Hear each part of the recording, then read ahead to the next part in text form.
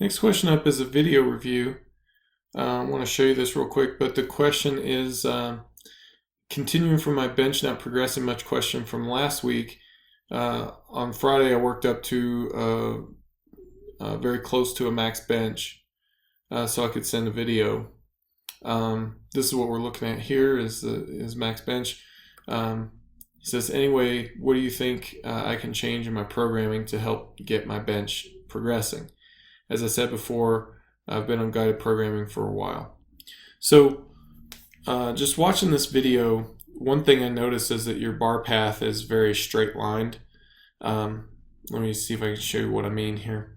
So if you watch, you come down to the touch point and you're going to press it back up in a straight line. When it first comes off your chest, you start to angle it back over your shoulders just a bit, but for the most part, you're pressing in a straight line. What I would like to see is for you to keep that angle going back over the shoulders until you get to about halfway up and then come straight up.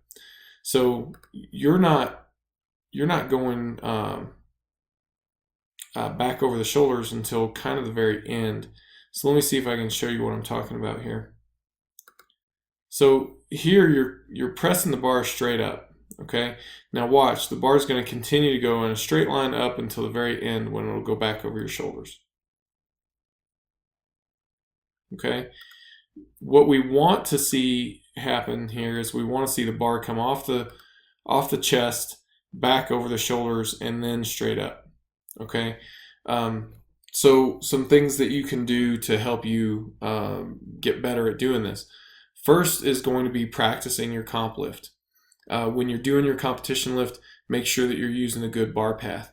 Angle that bar back over your shoulders early, okay?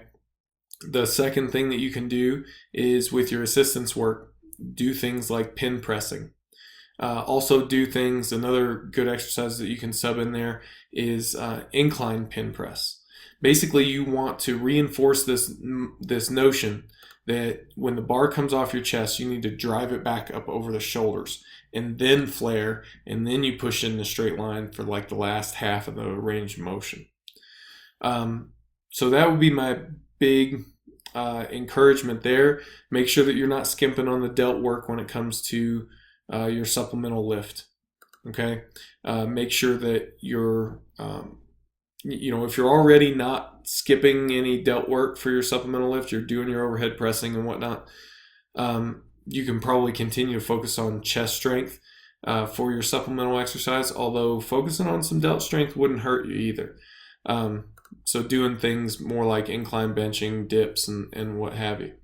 So let's try that for a little while, see if we can get the bench moving. If it's not moving in, let's say 3 or 4 weeks, if it's not moving in 3 or 4 weeks, let me know, because at that point it'll be time to look for a different training group.